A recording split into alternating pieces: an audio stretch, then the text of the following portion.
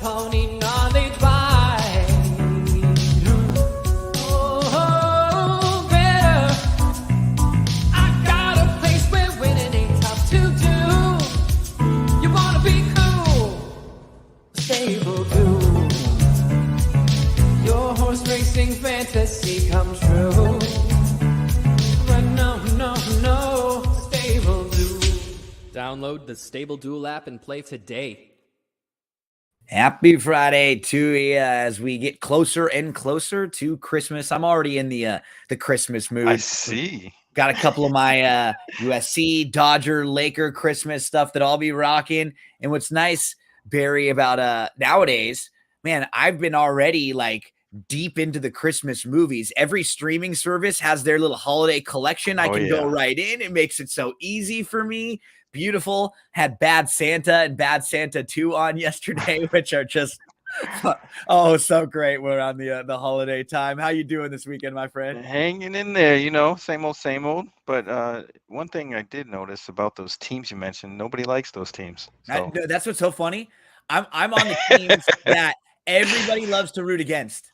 That's what's great. And so it's hard because every time my teams struggle or have like a bad game, I get the pile on from everyone who's just like, this team sucks, blah, blah, blah, blah, blah. Actually, the Dodgers, my dad's a Dodgers fan only because they were in Brooklyn when he lived there, and when he was a kid, and then they moved out west. But he's always remained a Dodgers fan to this day. So he has like jerseys, and he likes the LA Dodgers too. So awesome. We're good. Awesome. Well, the winter meetings are going on right now in baseball. Dude, you and I should have been baseball players. I know, right? Man. There is some money being spilled. I think there was a graphic I saw that 3 of the last 4 years, the guy who played for the Dodgers, who was playing shortstop for them, made like $280 million right after that. First, it was Machado, then it was Corey Seager, and then it was Trey Turner. 3 out of the last 4 years, these guys have gotten like $300 million deals after, insane. Which is just crazy. So if you're a baseball fan, I'm sure you've been paying attention to some of the winter meetings and everything going on, but we're going to be paying attention to Barry's home base today, Gulfstream Park. We'll talk some Gulfstream Friday, some Gulfstream Saturday. Over the next few weeks, it'll be a lot of Gulfstream, some Tampa. I think there are some Hawthorne contests also. 2 different contests you can play today for Stable Duel. So if you're watching this right now, Barry and I will give out some best bets for Friday and for Saturday. We love to give out those prices. We really want to make sure that you get some big prices that you can throw into your Stable Duel lineup that you can use in your pick 4s and your pick 5s. Shout out to our buddy Matt DeSantis. He's finishing up with the end of the semester right now, so he's busy, but he'll be back here with us next week talking more racing as we get closer to Santa Anita opening up in a few weeks. But for right now, Barry, Gulfstream will be part of our menu for the next four months or so, like leading all the way into the Kentucky Derby and the prep. So I'm pumped because now the turf course is back open over the last few weeks. It feels like this is real Gulfstream, and you did a really great job on this synthetic, and you had a good feel and a good pulse for the synthetic all throughout, but now we have even more opportunities as we dive into Gulfstream. So I'll be looking today, races 6 and 7 at Gulfstream. Where are you going to be looking? I am 5 and 8. 5 and 8. So we'll see that 5, 6, 7, 8. Boom. We'll just go straight in a row for everyone right there. We're looking at the past performances over at drf.com, daily racing form. It's so nice when you watch Barry and I handicap the races. We can go one click and we're taking a look at race replays. We can go another click and we're looking at the charts, another click and we're looking at pedigree, and it's very convenient. It's easy for you. If you ever need to purchase, just go to drf.com. And if you have ever any questions, just let me know. I can show you how to use some of the features and some of the tools here on Formulator.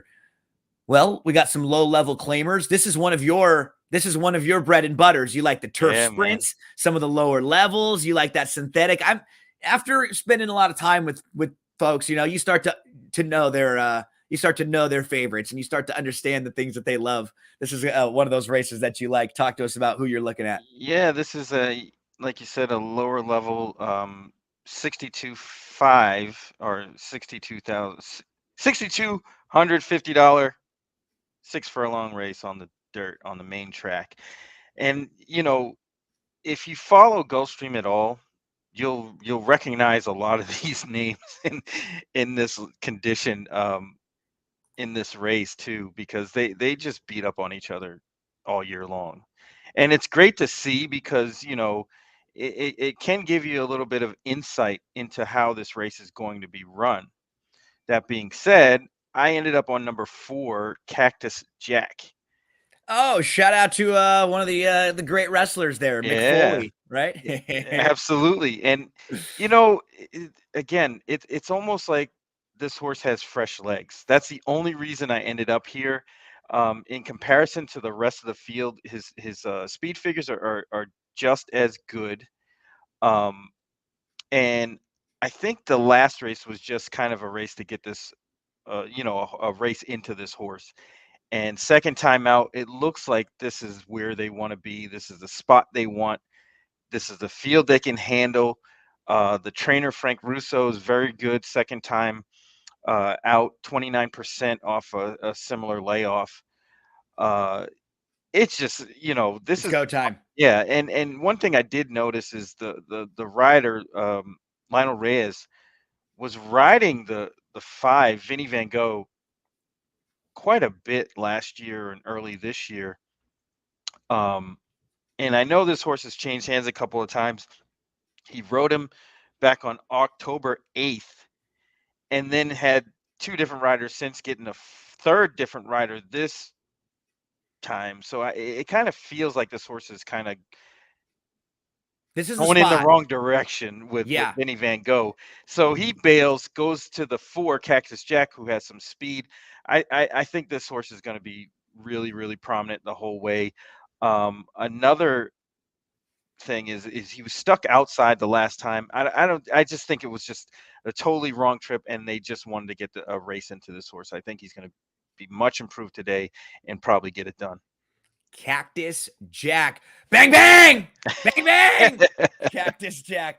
Mick Foley has a podcast out there too. He's like, wrestling, especially like older wrestling was like tough life, man. Living on the road, like town to town. All these guys, like their bodies were beat up. So they all got like addicted to drugs and bad substances and alcohol and stuff. Mick Foley was like one of the really good dudes. He's a Santa Claus. Yeah. Like if you like watch it, like about like look into his life, he loves playing Santa every year. He like is big into Christmas with his family, and he's just like the total opposite of what you would think of like a hardcore wrestler. Like how he is on TV, he's like a puppy Total dog and opposite. like a teddy bear at home, and just a totally good dude. So He's a good actor.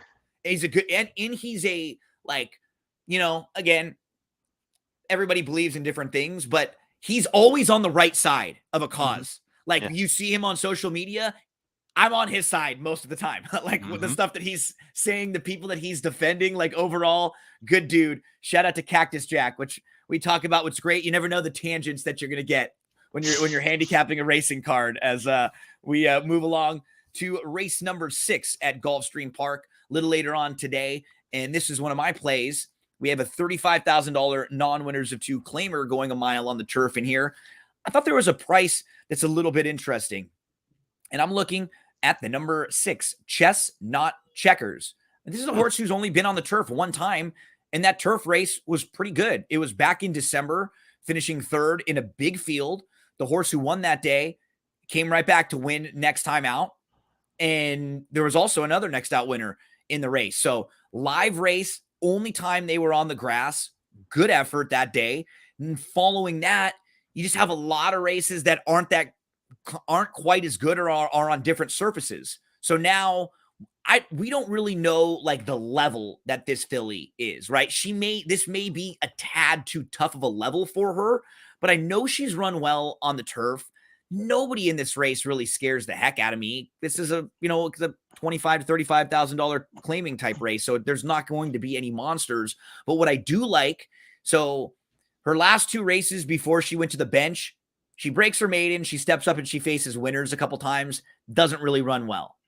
Then she's off for a few months of her 3-year-old year. She grows up a little bit, she returns, and then all of a sudden we've got improvement. in a buyer speed figure on the synthetic going long. Well, I already know that she's capable of competing on the turf, and now maybe she's grown up a little bit just based on like her speed. She's a little bit faster than she was then because she's a little older into her 3-year-old year. Now she comes back to the turf. I think it could be a really good spot for her. She's 15-1 on the morning line. So in stable duel, how we're playing in our salary cap based stable duel game, she's only going to cost me $500 to use in my stable dual lineup. I think that's a very fair price for chess, not checkers. So a big price for me. The number 6 in race number 6. I guess we just need one more 6, and then we'll be really spooky. With the Halloween was a couple months ago. Yeah, it was just a couple months ago. So 6-6 at Gulfstream Park later on today, and then I'll be right next door before Barry closes. Before Barry, the Gino double. The Gino back-to-back straight double. I almost picked a horse in the 7th race too. Okay, let's see if we had any kind of similar thoughts in here. I'm going when we're talking about Christmas movies. We're talking about holiday stuff. There's one out there called Last Holiday with Queen Latifah, but I'm talking about Queen Latifah right here. And I'm talking one of the about, best names in the business, I know. Man. Such a great name for a horse. Queen Latifah, the number 5. Honestly, there's not that much speed in this race. They're going 7 on the dirt, and I'm looking at a couple horses who I think will be forwardly placed. It looks like Bluefield from the outside, I think, is going to go. Now, I don't know if she really wants to go 7 furlongs. I think, you look at her career, her races have just been a little bit better when she was going shorter. So I think that's, she may get a little bit tired. If you'll notice, she's been a 6 furlong type filly and mare for most of her career. And her last race at 6 years old was kind of an outlier. Like, that was a lot better than any other race that she's run. So I think it was just sort of, hey, she got a great trip sitting just on the outside. I don't know if it'll be as easy for her going 7. Now, I do know that Queen Latifah can run well going 7 on the dirt. I mean, if she just repeats that last race from October the 16th, that would put her very close. And she's always been a pretty classy filly. Like, right after winning, they threw her into a bunch of stakes races.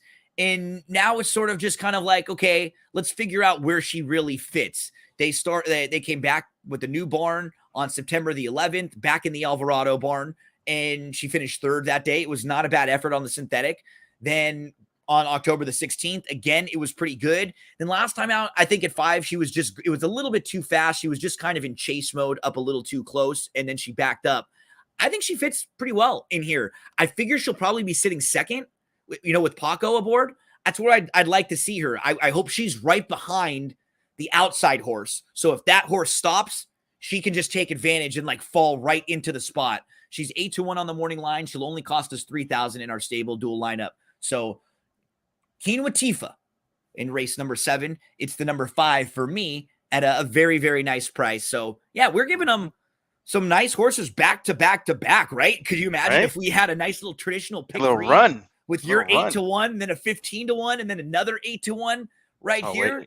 Wait till you see what I got in the 8th race. Okay, close it out for us. Race 8. So what do we got? Florida bred, first level allowance? Yep. Optional claimer, 20,000, going a mile on the turf. I ended up on number 1, throwing it downfield, 20-1 shot. Nice. I don't really. I guess it's Brit Tiz, right? Brit is, yeah. I mean, I'm really questioning the morning line here. I agree. Because the horse, going the same trip, 2 back on May against 6th, Open Company at a higher price or a higher level, and then drops in on the synthetic going, a mile and 70, ran well early, and then kind of flattened out, which was probably expected off a layoff of that magnitude, a 5-month layoff, and the horse runs pretty decently. I think this one's going to be ready first off, second off the layoff. Mm-hmm. And I like the way that Jaramillo rides, especially in a situation like this where he can get position early. I think the trip that he got on May 6th is probably ideal here. is to get out, get position, not be on the lead, but close to the lead. You could get the same, it should be able to get the same trip with this filly from the Yeah. rail, because you use a little bit of your speed just to make sure that you get that spot. Then you get the spot and you can secure it and slow down and relax, whether you're just like tucked inside or if you want to get forwardly placed. But I mean, you probably sit the same kind of trip, right? Sitting maybe just behind horses on the inside. Yeah, there's enough speed to the outside. You know, you have the 4 Bravo Zulu has speed, the 5 Crystal Coast has speed. They're gonna go. So the pace is gonna be a little bit lively up front. And even Oglala, the 8 horse, has some speed. And I would think the 10 probably will have to go or just drop all the way back to out last. there. It'll just kind of be parked. So it just adds to the pace scenario here. And I think that puts Britiz in a, you know, a good spot to fall into a great trip. And if he can get out in front, and or not in front, but you know, in a good position early, I think this just comfortable. Yeah, exactly. And just, you know, kind of tip off the rail in the stretch and go. I think we got a live one here. Britiz, what's great is when I look at the 8, what I see is OGLALA. Right? Like OG, we were talking about Ogla. It's just funny. It's like one of those like puzzles, right? You go see, it's like what words jump out at you. For me, I'm like, OG, LA. But when you're talking Ogla, it's great.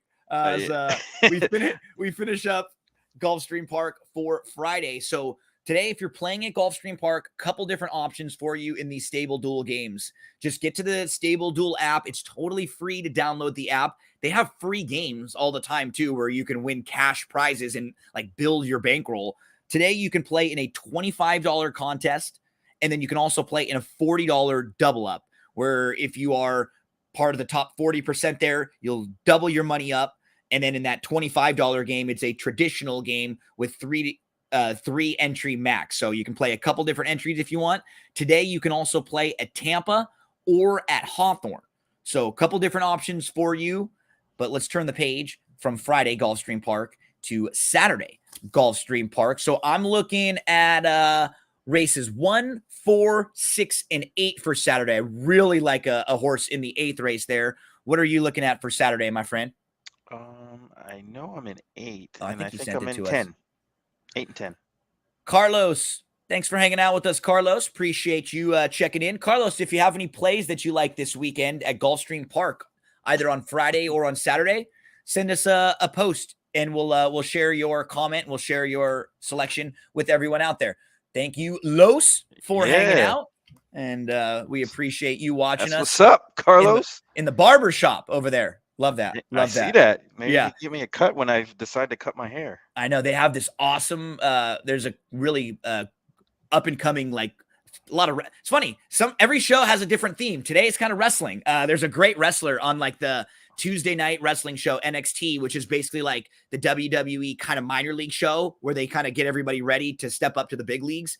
And there's this stud guy. You could just tell he's going to be a star. His name is Carmelo Hayes, and him and he's like, he's got this magnetic personality and his charisma. And they do these really cool segments with him and his buddy in the barbershop where they're just like different. It's just the two of them just like chopping it up, but they present it really well. And like the production value is really cool. And you can just tell that like this guy is a star, that they really like him and he's going to be a big deal. Fun fact, my first date with my wife was at an NXT match. Oh, look at that. And I'm not even like a wrestling huge fan. I watch a little bit. On the big ones and dabble. WrestleManias and Rumbles and I stuff. dabble, but there's a venue at this place called Full Sail University, and they do that's where they run NXT. It was right near where I lived at the time. And so cool. A friend of mine was going there and did the makeup for the wrestlers, and he's like, "Hey, I'll give you some tickets." And I was like, "All right, cool." And then awesome. That's where the magic happened. That's where beautiful. Awesome. Well, shout out there to Carlos hanging out with us today in the barbershop. You know what she did tell me though? Funny enough, she was like, it. "Well, if you came with a sign we That would have been probably it. wouldn't have lasted. That would have been it. I was gonna say no sign. Like if that would have been me, I would have had no shot there. I'd had my shirts, my t-shirts, my hats. I'd have been going. They didn't. She'd like, oh, she'd have been rolling her eyes. Like, so good thing that you were able to play Right? it cool. Like, See, you were just cool. one decision. See, Yep. it changes the life. It changed. Right there. It's the butterfly effect, man. Which way is it gonna go? Right, that one Right? little choice. And See, if I would have came with the Seamus sign, there would be no Sabria. There's no Breezy. No, my How daughter wouldn't have been born. How different would life be right now, huh? Oh, that's Yeah, great. man. That is great. Let's turn the page to Saturday. Let's start taking a look at some Gulfstream Park for Saturday. So, I've got one right off the bat, my man, in race number 1 for Saturday, and It's I'm like looking. dodgeball. It's a bold strategy, Cotton. Yeah, bold. I mean, because it's a tough field here, a Yeah. big field. But I just think the 4-horse is a little bit too high on the morning line. It was a good effort on the turf from Junipero Serra last time out. This is a horse who's raced twice. We're looking at him. He's the 9 in this race that we're watching right here. This was back on September the 1st at Kentucky Downs. And so he debuted at Gulfstream back in July, didn't really run very well. And this was his second start, but it was his first time on the turf. And it wasn't a bad effort at all. He's about 7th or 8th in here where you kind of see him start to settle. He's maybe about 5 lengths off or so. But, like at Kentucky, you're wide. Wide isn't as bad at Kentucky as it is most places. So he's sitting kind of in the 4 path out there. And he just ends up like looming up in finishes a pretty good 3rd, but the winner of this race is the horse who's out on the front end. So the race is won by a wire-to-wire winner. The horse who finishes 2nd is sitting a couple lengths in front of him. So what I liked about this race is that he was really one of the few horses that passed in here, and it was in his turf debut. I thought it was just a pretty good effort. So you'll see him kind of late on the scene. He's the 9 as I flashed, into the stretch here. The top 2 had separated. The winner was wire-to-wire, and then he's a clear-cut 3rd. And, making his turf debut there. So what I liked is that turf debut, good effort. And I think there's even more when you dive into the pedigree, because look at his dam. This mare was a 5-time winner on the turf. She was a multiple group stakes winner in her career. In Brazil, she was in all sorts of grade 1, group 1s and group 2s, and she was pretty talented. So there's lots of turf pedigree there. There's also some class there. And then, even like her siblings, like this horse Terrace was pretty good, and has some turf ability, was 3rd in the grade 3 Jimmy Durante at the end of last year in 2021.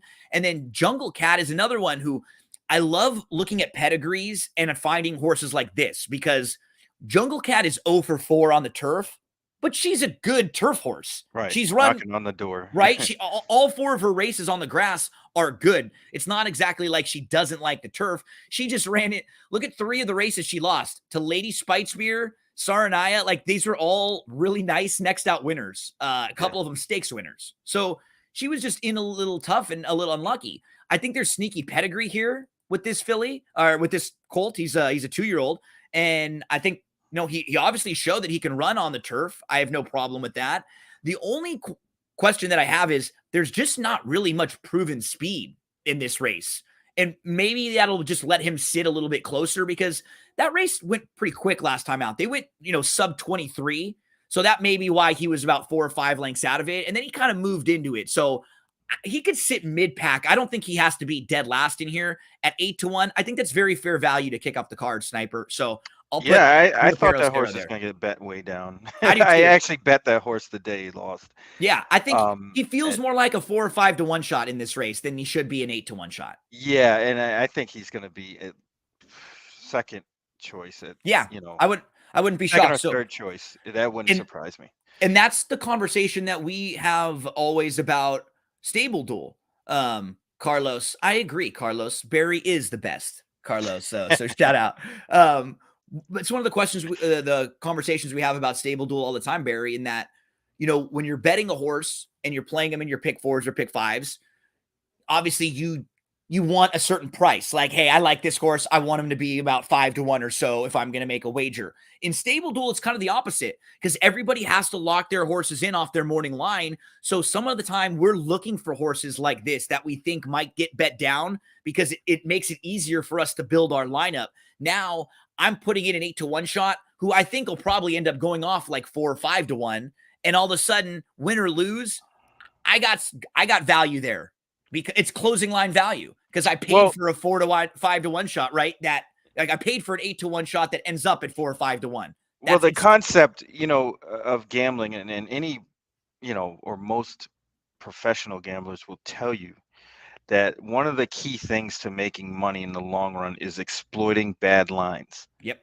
And when you can find a situation like this, in a Stable Duel situation too, because that's probably where you're going to get the best kind of value for a horse like this. Absolutely. That's going to get bet down is to go after these kind That's of things. That's a great point, right? If you think about a horse that you like and you I really like this horse. I'm worried they might be a tad undervalued. Hey, let's go punch him in Stable Duel because then I can take advantage of that in that Stable Duel lineup, right? I'll pay for them where they won't be costing me quite as much value. That's a really good point too. Like I'm going to start instead of, because I haven't thought about it as much as you have. Like when I find a horse like that, let's attack him in Stable Duel. Normally I'll look at when I'm building my lineup and go, okay, yeah, this horse will get bet down. But that's a great point. Like I'm going to start doing that more just overall in my handicapping and try to attack horses through Stable Duel that way.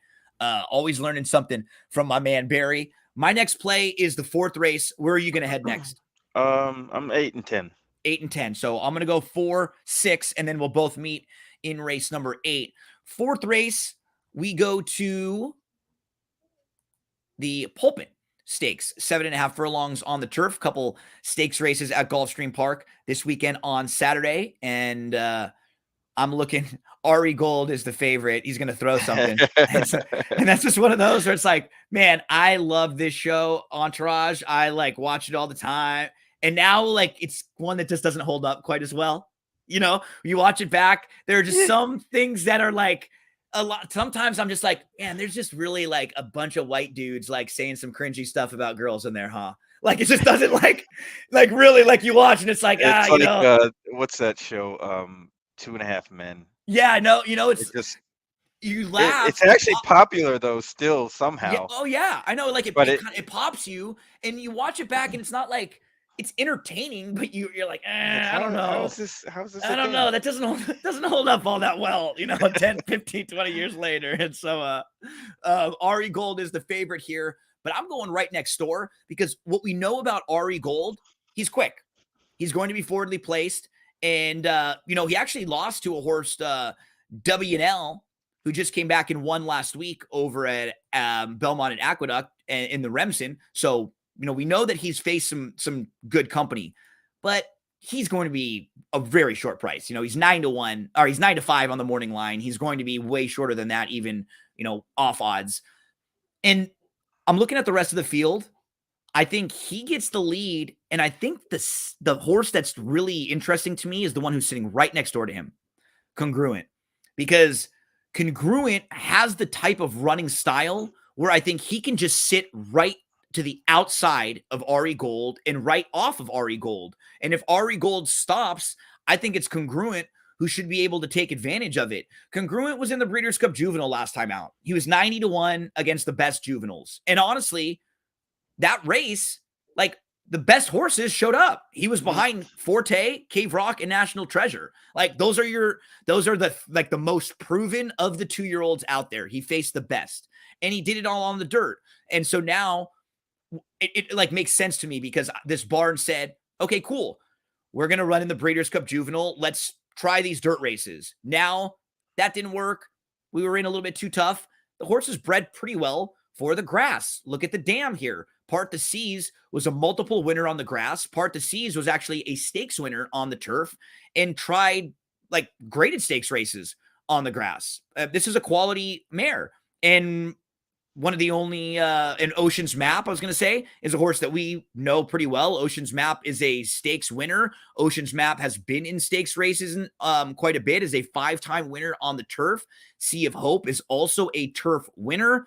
Rapid Water has not won on the turf, but Rapid Water was just a runner-up last time out on the turf. So all 3 of the other siblings have shown turf ability. The Dam has shown turf ability. And this horse is going to step foot on the turf for the first time, and I think gets a good trip based on the way the race shapes up. So checks the box of like sitting the trip, checks the box of turf, and the price at 6-1, I think is a very fair price in a race where a lot of the money is going to go on Ari Gold. I like Congruent in here, Sniper at 6-1 in the morning line. This one will cost us 5,000 to use in our stable duel lineup. Not bad at all. I'm down with that. Congruent in the 4th. So a couple for you on the Saturday card early at Gulfstream Park. Let's move to race number 6, and then we'll have a couple from Barry towards the end. I've also got one more in the 8th race. But in the 6th race, I'm looking at the number 8, Be Well. So Be Well is going to go on the turf now, going a mile on the grass. In the debut, Be Well was on the synthetic. But keep in mind that was at the time when there wasn't turf racing at Gulfstream Park. So there weren't any other options. And I think we have to be very like heady about this for the next couple of weeks, because if anyone sees a horse coming off the synthetic and maybe thinks that like they got put on that surface because like they weren't as good or they didn't want turf or something like that, that's not the case. Just remember, Gulfstream didn't have a turf course running for a while. So that was, if you wanted to like run long in a 2-year-old race, that was basically your only option right there. And for some of these horses who knew, oh, you know, the turf course will be back open in like a month or so anyways, why don't we just get a prep race under our belt? Let's just get a race. So that way, by the time we're probably ready to maybe win in our 2nd or 3rd start, we've at least got like the fitness built up. I think that's exactly what happened with this horse, Be Well. Be Well debuted in that November 5th race, and the winner of that race was named Bluebird's Over. Bluebird's Over basically won wire to wire and then came right back and won the grade 3 gray up at Woodbine. This is a nice horse. So the one that I like, Be Well, ran into a nice horse in the debut race. Horse that's already come back very live. The race didn't shape up very well for Be Well. So that's the number 7 in the race that we're watching right here. And the winner of this race wins gate to wire. So look at Be Well is towards the back, 2 from the back, like second to last in this field of 12. Yep. We're talking 11th of 12 in a race where the winner is the number 12, Bluebird's Over, who's sitting second and just about to move to the lead. There's no passing in this race, but just kind of keep an eye on the 7, who you see right now make a nice middle move into contention into very slow fractions. Right here, that's all I'm looking for, this move into it. Unfortunately, they're going so slow that this horse doesn't have much more to run at. So, you know, he's going to flatten out just a tad right here. And it's a little bit sneaky because I couldn't really have expected much more from this horse in this spot than getting right about there, right? Like up into 3rd early in the stretch and then fading because it was such an easy trip for the top 2 who just were able to coast. I'm expecting improvement from Be Well. This horse is bred beautifully for the turf. It almost looked like they rode the horse as a prep, like to give him one, right? Like, and I thought the same exact thing because the intentions are interesting sometimes, you know, and they have a winning turf sib here with Rory, because if you go into a race and you say, well, I'm not trying to win this race, people don't like hearing something like that, right? But it's not good for their senses. No, but like how many barns honestly go into races like just like what we said? Yeah, and if they happen to win, fine. You know, if the horse is just good enough that day, fine. But they weren't intending. You know, the intent was not necessarily to overexert ourselves to like correct get every little ounce of anything that this horse has in there. Our intentions are to prepare our horse for what's next, prepare them best. And like you said, sometimes you'll see those smiles from trainers or owners where they're like, what the hell happened? That's not what this horse was doing in the mornings, and they'll be like, whoa. And then other times you can tell they'll say, yep, we knew they weren't that fast early. We knew they were going to be coming from the back. So a middle move like that was perfect. I really like that effort from Be Well. I think there's a lot to step forward. Sneaky turf pedigree here, comes out of a race that's already been productive. Be Well, the number 8 in race number 6, another one of my plays for Gulfstream Saturday. And again, another very nice price, 8-1. That'll only cost us $3,000 in our stable dual lineup when we're building those lineups, Barry. So it gives you a lot of wiggle room once you're able to use a couple 8-1 shots. Yeah, everybody likes wiggle room. Everyone likes to wiggle it and jiggle it. Let's get on over to the 8th race. Wait a while for a very, very nice turf runner. Talk to us about the stakes race here and who you're looking at. Yeah, I thought this was a really, really interesting race. Horses come from everywhere. Usually you'll get that at this part of the year at Gulfstream because everybody's shipping from up north. So they're coming in from all over the place. There's one horse that ran in Ireland last time, the 7 Malimu, born Dapper, coming in from Laurel, the Mid-Atlantic area. You got Kentucky and the Juniper Marshmallow. But I ended up on number 5, Stephanie's Charm. Nice. And the reason being is this horse ran some really good races from way outside. So I'll start with the September 17th Gulfstream race on synthetic. Was the absolute outside horse, ran hard the whole way in a race that's similar to this one. As far as class goes, and hung tough. I like that race a lot. And then goes into the Jessamine, grade 2, against the horse who's drawn the way outside today or tomorrow, in Delight, who actually got an ideal trip that Delight day. got such a perfect trip that day. Yeah, I was gonna say, it was just unbelievably given to that horse, and took advantage and won. This horse was way outside again, 4 or 5 wide the whole way, and just kind of skipped around there and probably was a little bit over her head. And there was Stephanie's Charm, or Stephanie's Charm just walked right in the background, right there too. My Stephanie's Charm. Winners everywhere. I know, yeah. So, getting back to this trip, getting a better post, this horse is going to run a much, much improved race. Whether she wins or not is another thing, but I'm going to take a shot. At 15-1, it's worth a shot, especially with the favorite drawing way outside. I'm gonna take a chance to think that this isn't the 11th spot right here. This is where they want to be. They don't want to be on the way outside. They're gonna have to force the issue, and it's gonna open this race up. And I mean, this race has chaos written all over it. And this could be like the catalyst right here.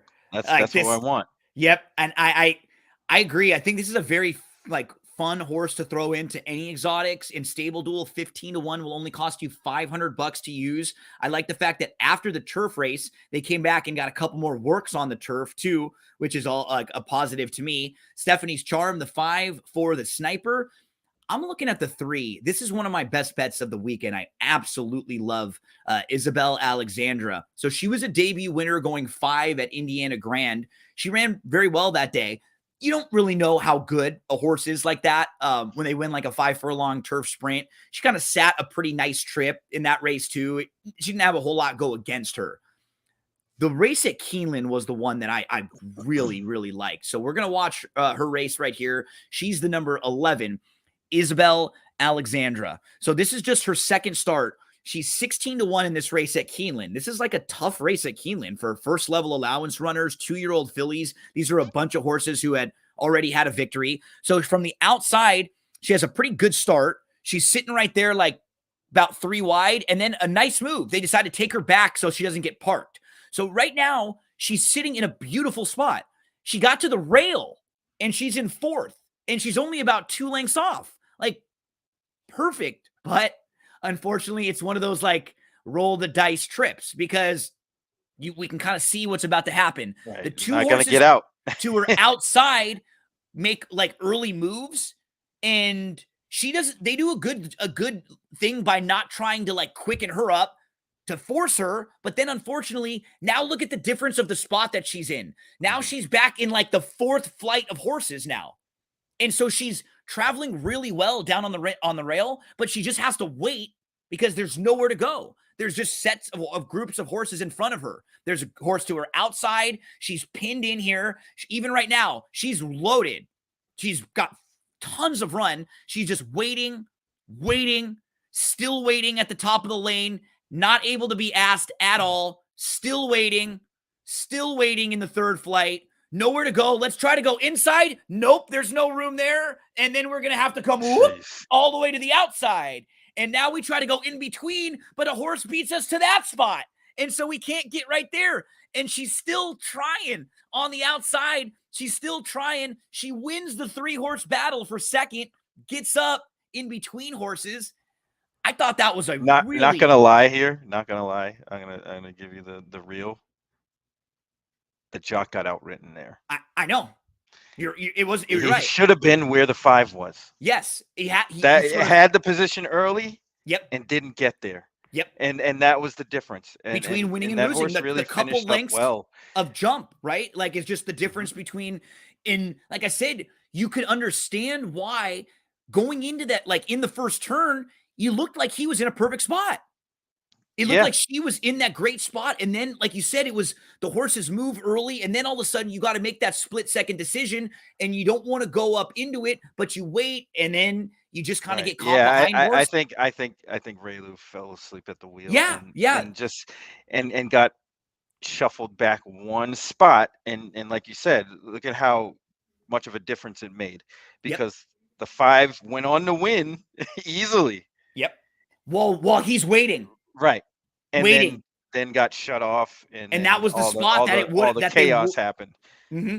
Right. I really like this horse quite a bit. I think if she's 7-2 plus, I'll be playing her to win. And I think it's a great spot for her in the wait. Yeah, in the wait a while. So Barry and I, come here, my man. Look at that. Look at my man. Say hello. Hello. Today. Police van. Yeah, you got your police van ready? Oh yeah. Yeah. Okay, my man. Well, you go have a nice day at school, okay? You're going to do what's the Grinch today? Okay. Grinch story time today. Yeah. Okay, so Isabel Alexandra for me, the 5, Stephanie's Charm. What a name, Stephanie's Charm. And I got a text from her a few minutes ago, too, that said, babe, Entourage is over. Just stop talking about Entourage. Yeah. So she heard. I'm with her, too. Nobody even... She heard, and she's had enough Entourage in our lifetime. No replayability there. No. It's over. It had its run. Yep. Just does not do the same. It's a period piece. It's just stuck where it is. That's a great way of putting it. A period piece. As we finish up, so I'm done at Gulfstream. Do you have another? You have one more, I think, right? Oh yeah, and the 10th race, my friend. Let's head to race number 10 for the bailout, and tell us where you want to bail this thing out. Yeah, this is again another lower level claimer on You're the being turf. Nice. You're being politically correct over there. Open 16,000 claimers going a mile and 16th on the turf, and I ended up on number 6, Jimmy D. Nice. This horse kind of fell off of form recently, or not recently, but from July to October. Basically, it just fell off form. Comparatively, races from June, let's say to December last year, all fit with these horses. Yep. Getting class relief is a big plus here.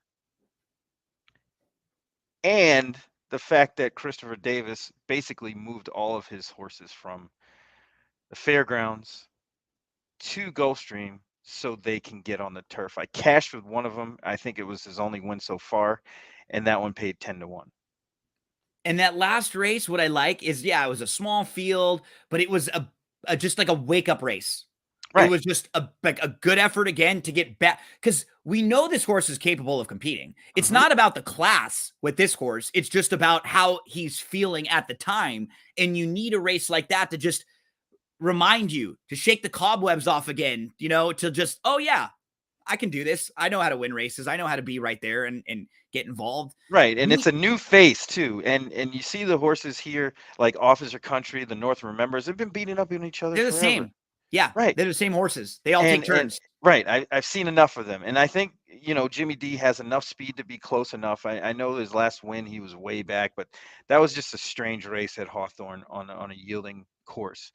He can be close enough to where he's not out of touch, so a horse like Sassy But Smart can't get away.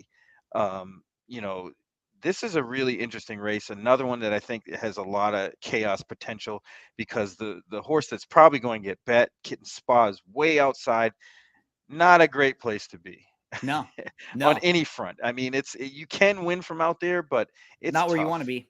It's certainly tough. And I'm going to just kind of throw one downfield to end the day on Saturday with a horse at a price. Jimmy D's 15-1 on the line. I think we'll get every bit of that. And I think this horse merits a really, really good chance against, some kind of mediocre competition. I can almost guarantee you, if you're watching this, that you will not find any other show that gave out 6 horses for Saturday, and the prices of those horses are 6-1, 6-1, 8-1, 8-1, 15-1, and 15-1. Like that's what we're giving you right now. We gave you 3 15-1 shots between Friday and Saturday. No horses that were under 6-1 in like 10 different horses that we talked about between the two of us. So we like to have fun. We like to get you ready, but we know it's all about approach. We know that in the long run, if you're playing and you're looking for horses like this every day, you have a much better chance of long-term success. If you're just trying to pick the winner of every race and you don't care about value, you will not make it in this game. I'm not even going to say you have a chance. You don't. It's all about value. It's not just about picking the winner. And I think that's where you sort of transition as you become a more serious player. Because I remember when I was younger, you're just trying to hit. Just trying to hit. You just want to hit the pick 4. You just want to hit the pick 3. You just want to pick winners. And then you start doing that, and you're like, oh, well, why am I hit not that winning? ticket, but I used why am I not winning? horses in each race, and it was $24. I bet $27, and it paid back $24. How does that make sense? And then you start to figure it out, and you realize, oh, I don't like that horse. I don't need to feel like forced to use them. Who cares if that horse wins and I barely get my money back? I'd rather play another ticket twice with bigger prices with horses that I like. And that's what's really what I've learned. And, we talk about in the years that you and I have chatted with Matt here also. Sure. And that's what is great about Stable Duel too, is that you get forced into doing that. You have to have at least a couple horses in every lineup that are not logical, like obvious horses that everyone else is going to be using. It makes you become a little bit better of a handicapper just to put your lineup together. And then all of a sudden, I think we start looking outside the box a little bit more because Stable Duel makes you do it. So yes. It's a really good relationship and a really good back and forth. And we'll have some fun this weekend playing Gulfstream Park, my man. What's up for you this weekend? Nothing. Just hanging? Just hanging and chilling? Yeah, getting some pizza tonight. And Beautiful. Well, beautiful. I hope you have a great one with your family. I have, if you also are a fan of some of the Friday racing, coming up in just about at noon Eastern, I'll be doing a live stream for Better Than Vegas, where we go over the early pick 5 from Woodbine. It's closing weekend at Woodbine today. We have a working partnership with Woodbine, which is cool. So we we do a double header preview on Friday where we do the early pick 5 from Woodbine, and then we do the early pick 5 from Mohawk. So nice. I'll be talking about those. You need your own channel. You need the Gino channel. Just always, constantly, all throughout the day. And Gino then, TV. Just, right? Never stops, never ends. All the sports, all the pop culture stuff. Had a blast. I went and saw, took me a few extra weeks, but I finally got to see Black Panther. So Wakanda Forever. So that'll be coming up this weekend too. My buddy is going to help me recap that one. But anything going on in sports and pop culture and in racing, We'll be talking about it with you, and Barry will be here with me each and every week with Matt DeSantis, Friday mornings, 10 o'clock a.m. Eastern time, 7 a.m. Pacific time. We'll always get you set up for Friday and Saturday's best bets, and we'll give you a bunch of price horses. This is the no chalk zone. Carlos Garcia, I agree. Barry is the best. My man, Barry, you have a fantastic weekend. Carlos, thanks so much for hanging out with us. Carlos, and you're the best. Shout out to our other friend. He's part of this show. He's here with us each and every week. Joey Cleveland, finish this up, baby. Better, you want to spread your pony knowledge wide. Oh, better, I got a place where winning ain't tough to do. You want to be cool, stable too. Your horse racing fantasy come true.